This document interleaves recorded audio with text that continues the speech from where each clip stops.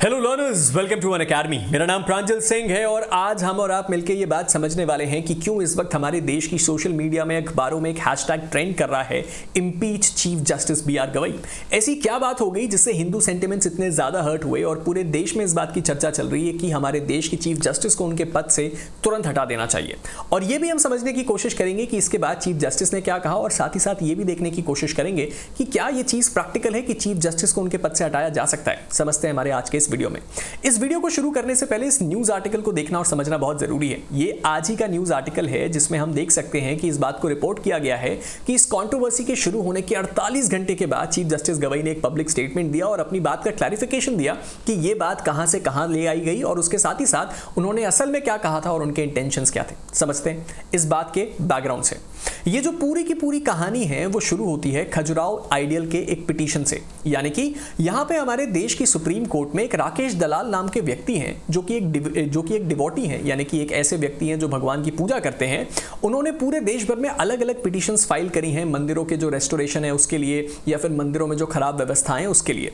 अब इन्होंने एक पिटीशन फाइल करी और उन्होंने ये बोला कि एक 7 फुट की एक मूर्ति है भगवान विष्णु की, उसको रिस्टोर कराया जाए। रिस्टोर क्यों कराया जाए? उसको रिस्टोर इसलिए कराया जाए क्योंकि मुगल के टाइम पे उस मूर्ति को तोड़ दिया गया था और इस वक्त वो मूर्ति टूटी हुई है और वो मूर्ति हमारे धर्म के हिसाब से काफी इंपॉर्टेंट है और उसमें पूजा पाठ हम टूटी मूर्ति में तो नहीं कर सकते। तो इसीलिए इस मूर्ति को जितनी जल्दी हो सके बना दीजिए ताकि हम इसमें पूजा पाठ अपनी दोबारा शुरू कर सकें। और हमें इस बात को भी ध्यान देना होगा कि ये जिस आइडल के बारे में बात कर रहे थे, जिस मंदिर के बारे में बात कर रहे थे, ये मंदिर जो आपका यूनेस्को है उसके द्वारा एक वर्ल्ड हेरिटेज साइट के रूप में ये आपका डिक्लेयर्ड है। अब इसके बैकग्राउंड को भी जरा समझ लेते हैं। ये जो आइडल है ये बेसिकली बहुत बुरी तरह डैमेज्ड और हेडलेस है, यानी कि इस मूर्ति में सिर नहीं है और ऐसा माना जाता है कि जो मुगल इन्वेजन थे उसके कारण ये जो पूरा नुकसान है इस मूर्ति को पहुंचा। अब पिटिशनर्स ने इस बात को क्लेम किया कि वो उस मूर्ति की पूजा करना चाहते हैं क्योंकि वो भगवान विष्णु के भक्त हैं, लेकिन ये करने में वो असमर्थ हैं। अब यहीं से वो पूरी कहानी शुरू हुई, लेकिन हम इस चीज को आगे देखें कि सुप्रीम कोर्ट में ऐसा क्या बात हुई जिसके कारण ये कंट्रोवर्सी हुई। उससे पहले आप इस मंदिर को भी देख लीजिए जो कि खजुराहो में है और यही वो मंदिर है जिसके अंदर वो मूर्ति है जिसको लेकर ये पूरी कंट्रोवर्सी शुरू हुई। अब इस सिचुएशन में जब ये मामला सुप्रीम कोर्ट पहुंचा तो सुप्रीम कोर्ट ने 3 बड़े इंपॉर्टेंट पॉइंट्स पे अपना डिस्कशन किया। सबसे पहली बात जो कि ये जो मामला था वो पहुंचा हमारे देश के चीफ जस्टिस बी.आर. गवई साहब के कोर्ट में। अब उन्होंने 3 इंपॉर्टेंट रीजनिंग दी। सबसे पहले उन्होंने ये बोला कि ये जो टेंपल है ये एक हेरिटेज मॉन्यूमेंट है और इसका मतलब ये है कि यहाँ पे जो आर्टिफैक्ट्स हैं ये बहुत ही ज़्यादा आपका प्रिजर्व्ड फॉर्म में है और इनको प्रिजर्व करना जो है वो अलग अलग जो बॉडीज़ हैं उनका रिस्पॉन्सिबिलिटी है। साथ ही साथ सुप्रीम कोर्ट ने ये भी ध्यान दिया कि ये जो डिवोटीज़ हैं जो कि भगवान विष्णु के भक्त हैं ये बहुत सारे और दूसरे टेम्पल्स हैं जिसमें जाके पूजा कर सकते हैं। और साथ साथ ये भी बोला कि जो सुप्रीम कोर्ट है उसके पास ये अधिकार नहीं है कि वो जाके कभी भी किसी कोर्ट को या फिर किसी बॉडी को यह आदेश दे सके कि वो किसी मंदिर को बनाए या फिर किसी मूर्ति को रिस्थापित करे। और उसके साथ ही साथ सुप्रीम कोर्ट के जस्टिस बी.आर. गवई ने यह बोला कि ये जो एक पीआईएल नहीं बल्कि एक पब्लिसिटी का एक लिटिगेशन है जिसको आपने पब्लिसिटी पाने के लिए इस लिटिगेशन को कोर्ट में फाइल किया है। लेकिन बात अभी तक भी नहीं बिगड़ी थी। बात बिगड़ी तब जब चीफ जस्टिस बी.आर. गवई ने एक स्टेटमेंट दिया, जो स्टेटमेंट हमारे देश में न केवल उस पिटिशनर को बल्कि बहुत सारे हिंदू डिवोटीज को बात पसंद नहीं आई। Chief justice B R. गवई ने यह बोला कि ये जो आपने पिटिशन फाइल करी है ये पब्लिक इंटरेस्ट लिटिगेशन नहीं, ये पब्लिसिटी इंटरेस्ट लिटिगेशन है और अगर आपको इतनी ही ज्यादा जल्दी है तो आप खुद जाइए और जाके अपने डेटी यानी कि उन देवता से बोलिए कि वो कुछ करें, क्योंकि ये जो पूरी की पूरी चीज है आप वहां जाके खुद ही प्रे करके भगवान से करवा लीजिए क्योंकि ये हमारे एम्बिट के बाहर है। लेकिन ऐसा कहा जाता है कि कोर्ट में उन्होंने ये बात सरकास्टिकली कही थी, यानी कि मजाक के सेंस में कही थी, लेकिन इस चीज को शायद इतना मजाक के सेंस में लिया नहीं गया। अब जैसा आप यहां देख सकते हैं कि इसको सरकाजम के तहत ऐसा रिपोर्ट किया गया कि सरकाजम के तहत कहा गया था, लेकिन इसके कारण बहुत सारे लोग इस बात से नाराज हुए और ये कहने लगे कि ये तो हमारे धर्म का मौकरी है। अब इसके बाद क्या होता है सर? पब्लिक का रिएक्शन काफी ज्यादा सीरियस हो जाता है, जहां पे आप देख सकते हैं सोशल मीडिया का आउटरीच बढ़ता है और एक ट्रेंड करने लगता है शब्द जिसका नाम था impeach chief justice B R. Gavai. साथ ही साथ हाई लेवल के प्रोटेस्ट होते हैं और एक फॉर्मल कंप्लेंट भी करी जाती है एडवोकेट विनीत जिंदल के द्वारा, जो कि खुद सीजीआई को लिखते हैं और ये कहते हैं कि वो अपने रिमार्क से विड्रॉ करें, यानी कि वो खुद इस बात का ऑफिशियल स्टेटमेंट निकाल के बोलें चीफ जस्टिस गवई कि मैं अपने इन शब्दों को वापस लेता हूं। और उसके साथ ही साथ ये जो formal complaint chief justice Gavai को करी गई थी इसी की एक कॉपी हमारे देश के राष्ट्रपति प्रेसिडेंट प्रेसिडेंट द्रौपदी मुर्मू के पास भी भेजी गई। इसी से हम समझ सकते हैं कि ये मामला कितना सीरियस है।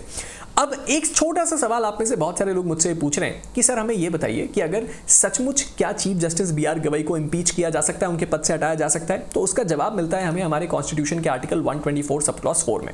सुप्रीम कोर्ट के जज इंक्लूडिंग सीजीआई को अगर आपको उनके पद से हटाना है तो पार्लियामेंट में एक स्पेशल मेजॉरिटी मोशन लाना पड़ेगा, और इसकी टेक्निकलिटीज में मैं नहीं जाऊंगा, लेकिन स्पेशल मेजॉरिटी क्या होती है वो आप सर्च करके जरूर देख सकते हैं। अब इस परिस्थिति में अगर आप उनको स्पेशल मेजॉरिटी लेके निकालना भी चाहते हैं तो उस परिस्थिति में भी आपको ये प्रूव करना होगा कि उनके द्वारा कोई मिसबिहेवियर था या वो अपने इस पद को होल्ड करने लायक नहीं है।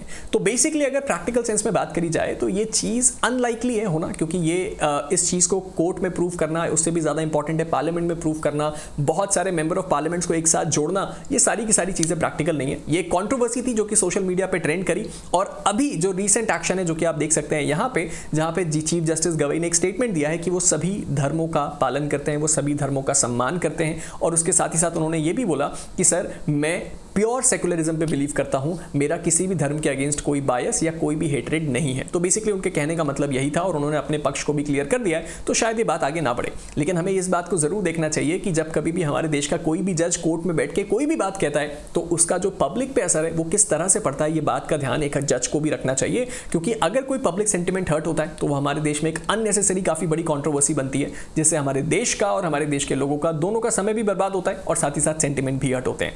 अब आपको इस मसले पे क्या लगता है आप नीचे कमेंट सेक्शन में जरूर बताइएगा। लेकिन इससे पहले कि मैं इस वीडियो को एंड करूं, अगर आप एक जुडिशरी एस्पिरेंट है तो मेरे पास आपके पास बताने के लिए कुछ है। हमारे अनअकैडमी इस वक्त आपको जुडिशरी सब्सक्रिप्शंस पे फ्लैट 60% ऑफ और 12 मंथ का एक्सटेंशन दे रही है, जो कि 20 सितंबर तक वैलिड है, और इसके लिए आप मेरे कोड PS का इस्तेमाल कर सकते हैं। इस कोड का इस्तेमाल करते ही आपको डिस्काउंट मिल जाएगा। उसके साथ ही साथ अगर अभी तक आपने हमारी ऊना एप्लीकेशन को ट्राई नहीं किया तो उसको अप्लाई जरूर करिए, क्योंकि इस एप्लीकेशन को आप इस तरह से एंजॉय कर सकते हैं कि अगर आप एक सचमुच एस्पिरेंट है जो किसी एग्जाम को अटेम्प्ट कर रहे हैं तो इस एप्लीकेशन के थ्रू आप अपनी प्रिपरेशन की जर्नी को बहुत आसान बना सकते हैं। चाहे आपकी 3 घंटे की क्लास को समराइज करके 15-20 मिनट का बनाना हो, डायरेक्टली ओरल वर्बली उससे क्वेश्चंस पूछने हो, या आपके लिए खुद कोई क्विज क्रिएट करना हो, ऊना ये सब कुछ आपके लिए करती है। और ये केवल हमारे जो अनअकैडमी के पेड लर्नर्स हैं उनके लिए नहीं, बल्कि हर एक के लिए ओपन है। इसके साथ ही साथ अगर आप एक जुडिशरी के एस्पिरेंट हैं तो इस वक्त हमारे अनअकैडमी में all state judiciary comprehensive batch already live है। इसको ज्वाइन करना बिल्कुल मत भूलिएगा हमारे इसी डिस्काउंट के साथ। और साथ ही साथ हमारी हरियाणा ADA की या फिर इन जनरल APO की ADPO की जो बैचेस हैं वो भी अनअकैडमी प्लेटफॉर्म पे लाइव हैं, तो अगर आप उसकी भी तैयारी करना चाहते हैं तो आप हमारे साथ जुड़ के कर सकते हैं। मिलते हैं आप सभी के साथ एक नए वीडियो में, तब तक के लिए stay motivated and keep learning. Thank you.